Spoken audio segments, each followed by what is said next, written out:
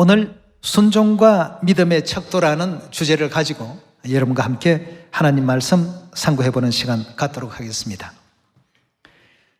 우리가 믿음이 있다 없다를 뭘로 분별할 수 있겠습니까? 하나님께서는 과거 광야 40년 생활 속에서 이스라엘 백성들의 믿음을 이 순종이라는 내용을 통해서 측정을 하시고 청량을 했습니다. 그 사람이 가지고 있는 믿음의 분량을 밖으로 드러날 수 있도록 하나님께서 그렇게 만드시는 것이 바로 이 순종이라고 볼 수 있겠습니다. 내 믿음이 어느 정도 될까? 스스로도 알 수 없습니다.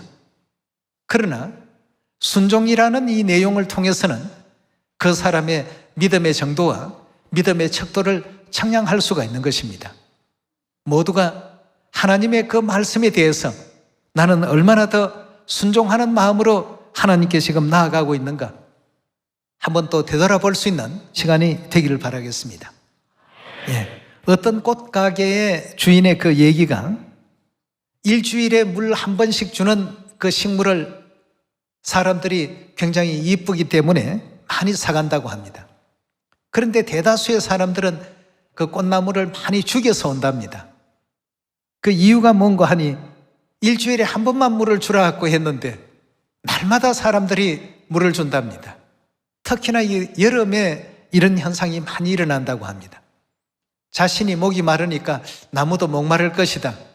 이런 생각 때문에 그런지 대다수 죽은 나무들에 보면 뿌리가 썩어서 오는 경우가 많답니다. 물을 많이 주기 때문에 그런 현상이 일어난답니다.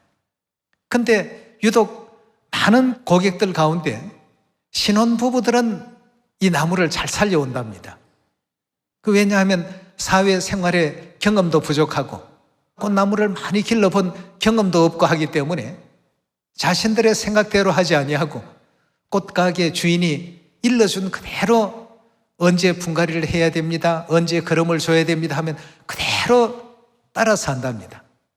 꽃나무를 잘 살리는 사람의 경우는 신혼부부들이 많고 대체적으로 중년 이상의 사회생활을 많이 해보신 분들이 많이 죽여온답니다. 비록 한 꽃가게에 일어났던 하나의 그 작은 에피소드에 불과한 내용이지만 내가 뭔가를 할 줄 안다, 많은 것을 알고 있다, 이런 정도는 나도 측정할 수 있다 라고 생각할 때가 가장 위험할 때입니다. 그런 때 이제 순종이 잘 안 되는 경우라고 볼 수가 있겠습니다. 복음 생활을 오래 했다고 나는 이런 거 다 알아 라고 하면서 처음 가졌던 믿음을 버리는 어떤 경우들이 있다면 큰일이죠. 처음 가졌던 그 마음대로 또 그 믿음대로 하나님께서 또 이끄시는 그 방향 따라서 어디로 인도하든지 끝까지 갈 수 있는 모두가 반드시 되셔야 됩니다. 교회의 모든 내용은 내가 잘 알아. 굉장히 위험한 순간입니다. 그래서 성경에서도 섰다 하는 자는 넘어질까 조심하라고 했습니다. 그 순간이 가장 자기 자신에 대한 믿음과 하나님에 대한 믿음이 나눠지는 어떤 시기라고 볼 수가 있겠습니다.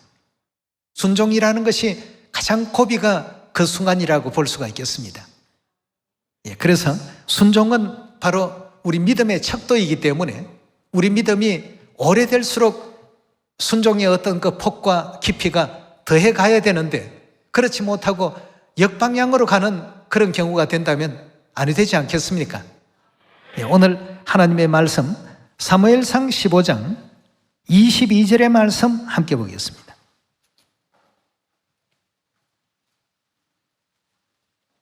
(15장 22절의 가르침 보시면 사무엘이 가로되 여호와께서 번제와 다른 제사를 그 목소리 순종하는 것을 좋아하심같이 좋아하시겠나이까?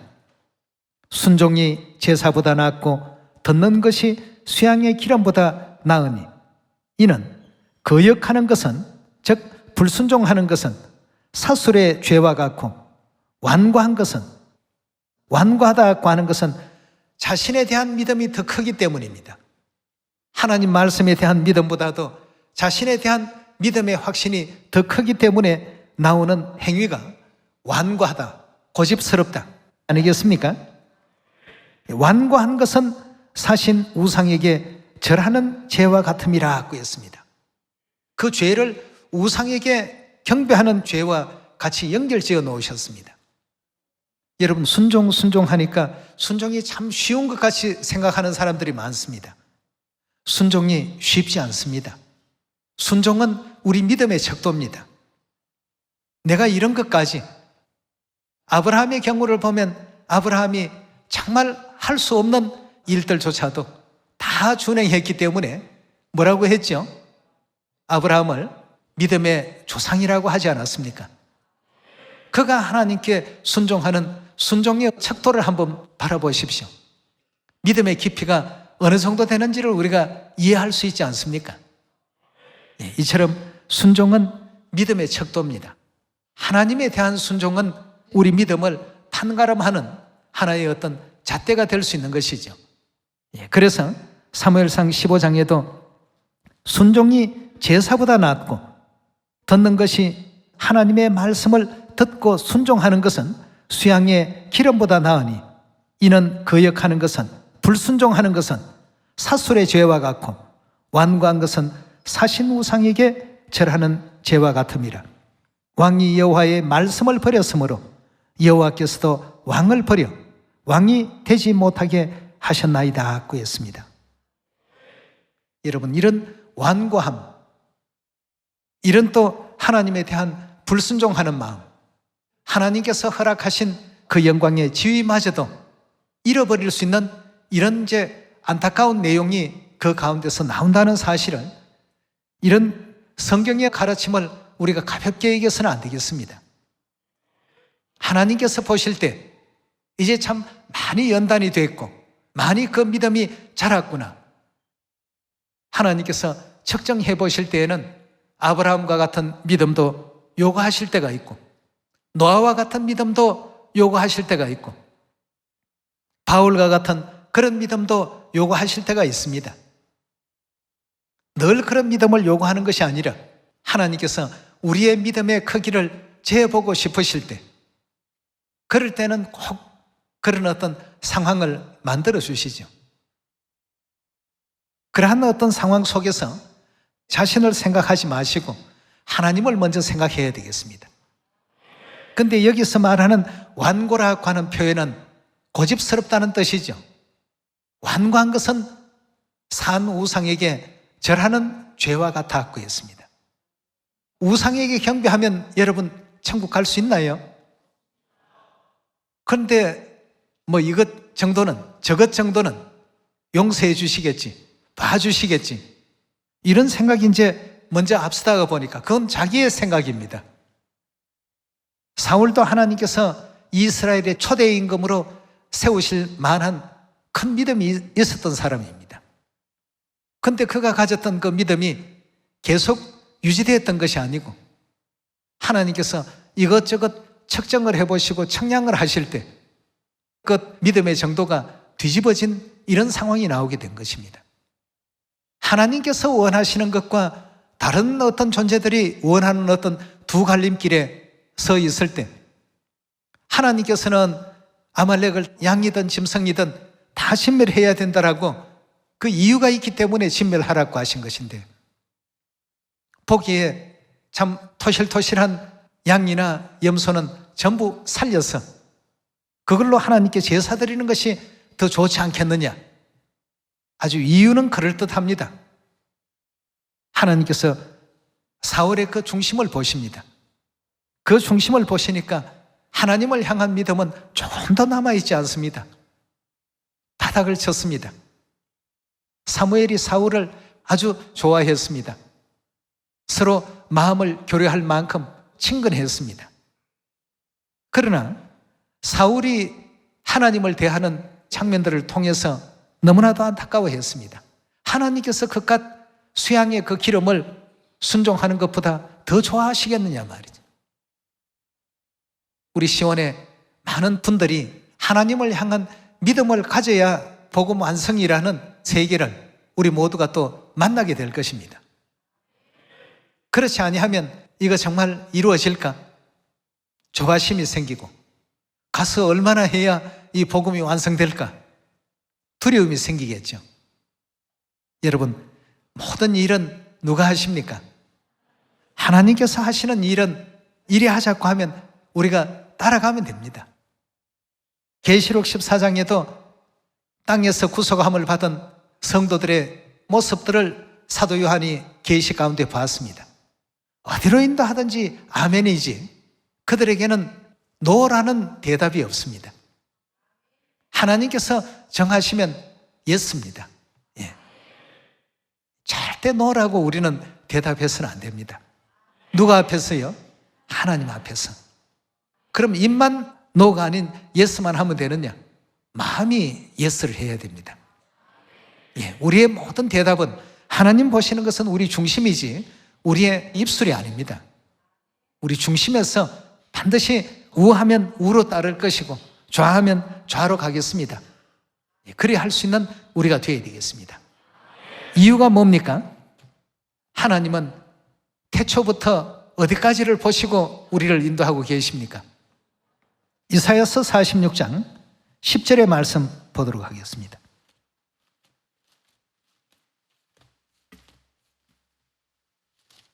(46장 10절의) 말씀 보시면 내가 종말을 처음부터 고하며 아직 이루지 아니한 일을 예적부터 보이고 이르기를 나의 모략이 설 것이니 내가 나의 모든 기뻐하는 것을 이루리라 하였노라 하고 했습니다. 하나님께서는 태초부터 종말을 내다보시고 아직 이루어지지 않는 일조차도 어떻게 하신다고요? 이루신다고 했습니다. 하나님 따라가게 되면 완성된 결과를 보지만 하나님 따르지 못한 그 길에는 완성이라는 것을 절대 볼 수가 없습니다. 그래서 믿음의 선진들은, 지혜 있는 사람들은 언제나 그들의 신앙을 하나님께 두었죠. 하나님을 바라봐야 되고 하나님 생각을 읽어야 되고 하나님 뜻대로 순종할 줄 아는 믿음들이 온전히 되었을 때 어린 양이 어디로 인도하든지 따르는 그런 무리가 탄생될 수 있지 않겠습니까? 예. 그들은 절대적입니다. 왜냐하면 이끄시는 이가 하나님이시니까. 예. 하나님 안에서 우리가 노라는 대답은 결코 해서는 안 됩니다. 언제나 하나님께서 정하신 일은 그건 완성의 길이요, 성공의 길이요, 천국 길이요, 구원으로 가는 그 길이기 때문입니다. 왜냐하면 태초부터 종말까지를 전부 내다보시니까요. 우리의 생각에 대해서 하나님께서 정리해 주신 그 내용을 한번 보도록 하겠습니다. 이사야서 55장 8절의 말씀 함께 보겠습니다. 여호와의 말씀에 내 생각은 너희 생각과 어떠하다고요? 그 차원적인 면에서 완전히 너희 생각과 내 생각은 다르며 내 길은 너희 길과 어떠하다고요? 달라서 그 다름의 그 차이의 크기가 어느 정도인가 하면 9절의 말씀 보겠습니다. 하늘이 땅보다 높음 같이 내 길은 너희 길보다 높으며 내 생각은 너희 생각보다 높으니라 하고 했습니다. 우리 생각이 이 땅의 것 정도만 생각한다면 하나님은 이미 하늘과 온 우주 전체에 대한 내용을 염두에 두시고 진행하시는 일들입니다. 사울이 양이나 그 염소를 다 멸하지 않고 데리고 오고 데리고 오지 않는 그것이 문제가 아니라 사울의 마음을 보신 것이죠. 과연 그 일을 해낼 수 있는 사람인지 아닌지를 하나님께서 전부 또 살펴보시고 확인하시고, 이래서 사울에게서 다윗에게로 그 모든 하나님의 그 영광을, 하나님의 그 권능을 옮기시는 일이 일어났던 것입니다. 이 모든 일들은 오늘날 우리에게 교훈으로 하나님께서 보여주고 계십니다.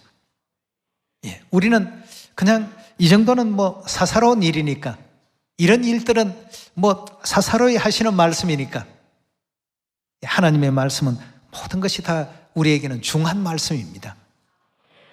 우리의 영혼을 위해서, 우리의 또 구원을 위해서 주시는 그러한 말씀 아니겠습니까? 재앙을 피하는 방법도 알려주시고 영생하는 법도 알려주시고 축복받는 방법도 알려주시는데 세상은 순종할 줄을 모릅니다.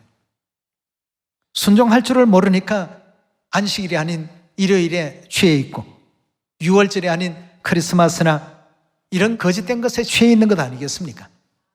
외적인 내용으로 본다면 그러한 불순종이 있겠고 내적으로 바라보게 된다면 진리 안에서의 이와 같은 순종도 우리가 항상 자신을 눈여겨봐야 되겠습니다. 내 믿음이 떨어져 있는지, 내 믿음이 날로 달로 하나님 은혜 가운데서 자라나고 있는지, 자라나고 있다면 틀림없이 그 사람은 하나님 말씀에 순종을 잘하는 사람일 것입니다. 아브라함과 같이, 노아와 같이 이 땅에 내가 가장 귀히 여기는, 내가 가지고 있는 가장 값지다고 여겨지는 그 보화마저도 강가에 던져버릴 수 있는 이러한 어떤 믿음의 소유자들이 우리가 온전히 되었을 때 하나님의 복음의 그 역사가 일어날 수 있습니다. 사사기서 7장 1절의 말씀 함께 보겠습니다.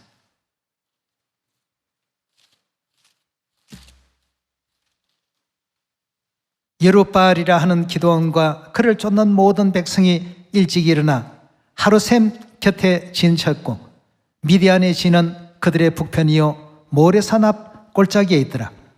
여호와께서 기도원에게 이르시되 너를 쫓은 백성이 너무 많다라고 했습니다.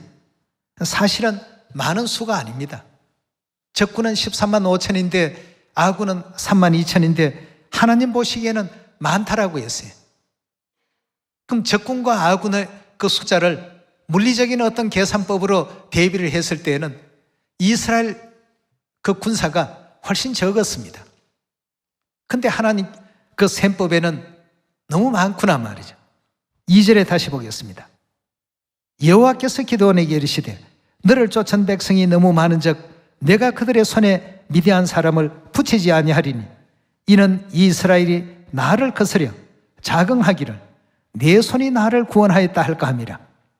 승리를 해도 하나님께서 도와주셔서 된 일이 아니라 우리가 잘해서 그렇지 않느냐 하는 내용이 되겠습니다. 3절입니다. 이제 너는 백성의 귀에 고하여 이르기를 누구든지 두려워서 떠는 자여든 길라산에서 떠나 돌아가라 하시니 이에 돌아간 백성이 2만 2천이요 남은 자가 1만 명이었더라 하고 했습니다. 합해 보면 3만 2천이죠. 근데 두려워하면서도 병사니까 어쩔 수 없이 마지못해 그 자리에 나선 사람이 2만 2천씩이나 되었습니다. 하나님 보시기에 합당치 못했습니다. 다 돌려보내라. 머리수만 많다고 이건 승리하는 전쟁이 아니다 말이죠. 그래서 2만 2천이 돌아갔습니다. 어떤 자들이라고 했죠? 두려워하는 사람들. 두렵다라고 하는 것은 누구에 대한 믿음을 갖지 못했을 때 생겨나는 현상입니까? 하나님을 믿지 못했을 때 나오는 현상이 두려움입니다. 하나님은 창세시로부터 약속을 해놓으셨습니다. 내가 너와 함께 할 것이라고 말이죠. 근데 여기에 두려워하는 사람들 2만 2천을 하나님께서 다 돌려보내라고 하셨습니다. 4절의 말씀 봅니다. 여호와께서 또 기도원에게 이르시되 백성이 아직도 많으니 그들을 인도하여 물가로 내려가라. 거기서 내가 너를 위하여 그들을 시험하리라 하고 있어요. 믿음에 대한 시험을 한 번 더 하십니다. 물은 내가 누구를 가르쳐 이르기를 이가 너와 함께 가리라 하면 그가 너와 함께 갈 것이요 내가 누구를 가르쳐 이르기를 이는 너와 함께 가지 말 것이라 하면 그는 가지 말 것이라 하신지라. 이에 백성을 인도하여 물가에 내려가며 여호와께서 기도원에게 이르시되 무릇 개에 핥는 것 같이 그 혀로 물을 핥는 자는 너는 따로 세우고 무릇 무릎을 꿇고 마시는 자는 그같이 하라 하시더니 손으로 움켜서 입에 대고 핥는 자의 수는 300명이요 그 외의 백성은 다 무릎을 꿇고 물을 마신지라 하고 했습니다. 남은 1만 명 중에 9,700명이 전부 엎드려서 무릎을 꿇고 물을 마셨습니다. 하나님께서는 그런 사소한 내용까지도 다 지켜보시고 결국은 무릎을 꿇을 사람은 여기서 빼야 되겠단 말이죠. 어떤 상태라도 무릎 꿇지 않는 하나님을 향해서 절대적인 사람 300명을 선발을 하셨습니다. 여러분, 적군 13만 5천에 비해서는 열악한 상황 속에 있습니다. 근데 하나님께서는 자꾸 줄이라고 해서 결국 300명을 가지고 13만 5천을 대적해 했습니다. 참 기가 막힐 노릇입니다. 3만 2천으로 적을 물리친다 해도 이건 보통 어려운 일이 아닌데, 이건 300명을 가지고 13만 5천의 그 군대를 대적하라 하시니까 무기도 좋고 모든 조건이 좋은 가운데 있는 그러한 군대를 대적하라고 하니까 기가 막힐 노릇 아니겠습니까? 사람의 힘으로는 이길 수 없는 전쟁입니다. 왜 하나님의 생각과 우리의 생각이 다른지, 또 하나님의 그 길은 왜 우리의 길보다 더 훨씬 높은지, 왜 우리가 절대적으로 순종하고 따라가야 되는지, 자칫 잘못하면 300명의 목숨을 다 잃어버릴 수 있는 절체절명의 상황이 될 수도 있겠는데 하나님께서는 이 길을 선택하셨습니다. 그리고 하나님은 이미 승리를 향해서 이 모든 과정을 진행을 하셨습니다. 두려워하는 자들 빼고, 두려워하지는 않지만 끝내는 무릎을 꿇을 사람도 빼고 말이죠. 끝까지 하나님만을 바라보면서 믿음의 길을 전진할 수 있는 이 300명을 가지고 이스라엘의 승리를 만들어내셨습니다. 내 생각은 너희 생각과 다르다. 내 길은 너희 길보다 높다 말이에요. 그러니 어찌 하나님의 이 뜻에 순종하지 않을 수가 있겠습니까? 계속해서 한번 7절의 말씀 보겠습니다. 여호와께서 기드온에게 이르시되 내가 이 물을 핥아먹은 300명으로 너희를 구원하며 미디안 사람을 내 손에 붙이리니 남은 백성은 각각 그 처소로 돌아갈 것이니라 하시니 이에 백성이 양식과 나팔을 손에 던지라. 기드온이 이스라엘의 모든 사람을 각각 그 장막으로 돌려보내고 그 300명은 머물러 두니라. 미디안 지는 그 아래 골짜기 가운데 있었더라. 이 밤에 여호와께서 기드온에게 이르시되 일어나 내려가서 적진을 치라. 내가 그것을 내 손에 붙여넣으니라. 만일 내가 내려가기를 두려워하거든 내 부하 프라를 데리고 그 진으로 내려가서 그들의 하는 말을 들어보라고 했습니다. 들어가 보니까 한 사람이 꿈 얘기를 하는데 보리떡 한 덩어리가 미디안 진으로 굴러 들어와서 그것으로 모든 장막을 쳐서 무너뜨리는 그런 이제 꿈을 꾸었다 하는 보초들끼리 이제 하는 얘기를 듣게 되었죠. 15절입니다. 기드온이 그 꿈과 해몽하는 말을 듣고 경배하고 이스라엘 진중으로 돌아와 이르되 일어나라. 여호와께서 미디안 군대를 너희 손에 붙이셨느니라 하고 300명을 세 대로 나누고 각 손에 나팔과 빈 항아리를 들리고 항아리 안에는 횃불을 감추게 하고 그들에게 이르되 너희는 나만 보고 나야 하는 대로 하되 내가 그 진가에 이르러서 하는 대로 너희도 그리하래. 나와 나를 쫓은 자는 다 나팔을 불거든 너희도 그 진 사면에서 또한 나팔을 불며 이러기를 여호와를 위하라 기드온을 위하라 하라 하니라. 19절입니다. 기드온과 그들을 쫓은 100명이 이경초에 진가에 이른즉 번병에 체분할 때라.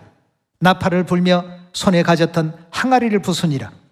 세 대가 나팔을 불고 항아리를 부수고 좌수에는 횃불을 들고 우수에는 나팔을 불어 외쳐 가로되 여호와와 기드온의 칼이여 하고 각기 당체에 서서 그 진 사면으로 애워싸매 그 온 적군이 다름질하고 부르짖으며 도망하였는데 300명이 나팔을 불 때에 여호와께서 그 온 적군으로 동묵길이 칼날로 치게 하시니 적군이 도망하여 스레라의 베시타에 이르고 답바에 가까운 아벨모올라의 경계에 이르렀으며 이스라엘 사람들은 납달리와 아셀과 므낫세에서부터 모여서 미디안 사람을 쫓았더라고 했습니다. 그렇게 해서 이제 결국 하나님께서 큰 승리를 가져오게 했는데요. 8장 10절로 한번 넘어가 보겠습니다. 이때에 세바와 살문나가 갈골에 있는데 동방 사람의 모든 군대 중 칼든 자가 12만 명이 죽었고 그 남은 자 1만 5천 가량은 그들을 쫓아 거기에 있더라고 했습니다. 이 13만 5천의 군대를 300명이 다 물리쳐버린 것입니다. 이것이 이제 모략입니다. 예. 도무지 이건 불가능에 가깝다라고 누구나가 100명이면 100명 모두가 다 그렇게 생각합니다.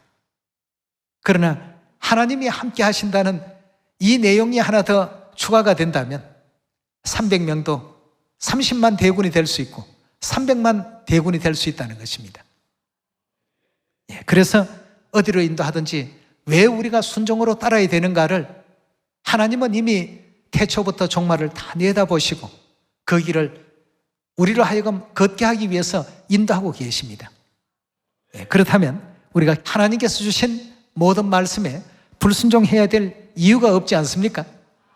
기도원이 아이고 그거 절대 안 됩니다. 3만 2천으로도 모자라는데 앞으로 7만 명 이상은 더 주셔야 됩니다. 그리하지 아니하고 하나님께서 하라 하신 대로 그대로 수를 줄여갔습니다. 그러니 하나님께서 결국 승리를 주시기 위해서 그런 길을 선택하셨다는 것을 이기고 나니까 이제 느낄 수가 있었던 것이죠. 오늘날 우리에게도 하나님께서는 영적인 승리를 얻게 하기 위해서 영생의 방법을 우리에게 또 알게 하기 위해서 항상 말씀을 주십니다. 구원의 길을 말씀 주시고 영생의 길을 또 말씀 주시는데 그 길을 많은 사람들이 순종치를 않습니다. 왜? 그렇게 해서는 될 것 같지 않는 자기 생각이 더 높기 때문입니다. 언제나 자기 생각이 높게 된다면 그 사람의 믿음의 가치는 사울처럼 바닥에 있다는 사실을 우리가 알아야 되겠습니다. 네. 순종은 바로 믿음의 척도요. 순종은 우리의 그 신앙이 어디까지 가 있는가를 알려주는 역할을 합니다. 여러분들이 믿음이 떨어지지 아니하고 기도원의 용사와 같이 300명으로 선발이 될 때 하나님께서는 이 작은 수로 전 세계 80억을 전도를 완성시키실 것입니다. 네. 이런 어떤 믿음을 갖고 진행하는 복음이 돼야죠. 아이고 우리는 아직까지 뭐도 부족하고 뭐도 없는데 기도원의 용사들 보십시오. 가지고 있는 게 뭐가 있었습니까? 좌수에는 횃불을, 우수에는 나팔을, 그리고 항아리 속에 횃불을 감추고 그걸 깨트리면서 여호와와 기도원의 칼이여 하고 외치는 어떤 그 함성, 그것 외에 그들에게 어떤 무기가 있었습니까? 하나님께서 그것으로 족했던 것입니다. 오늘 저와 여러분들은 왜 순종이 제사보다 나은지에 대해서 지난날 기도원의 그 역사 가운데서 찾아볼 수 있었는데요.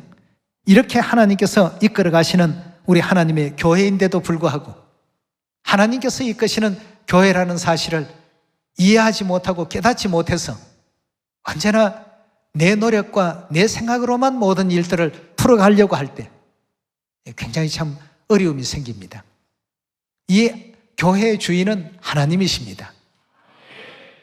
또 우리 영혼의 주인도 하나님 아니시겠습니까? 예. 그렇다면 하나님 집에서 일하는 우리들로서는 항상 그 주인의 계획과 방향에 어떻게 해야 되겠습니까? 따라야 되고 맞춰야 됩니다. 아르바이트생이 가게를 경영하는 주인에게 가게 경영 그렇게 하면 안 됩니다. 내 식대로 해야 됩니다. 이렇게 하는 아르바이트생 있습니까? 주인이 하라는 그 일만 열심히 하면 그 가게는 잘 될 수밖에 없습니다. 왜냐하면 가장 잘 되는 어떤 방법을 누구보다도 주인이 잘 알고 있기 때문에. 우리 교회의 주인은 하나님이십니다.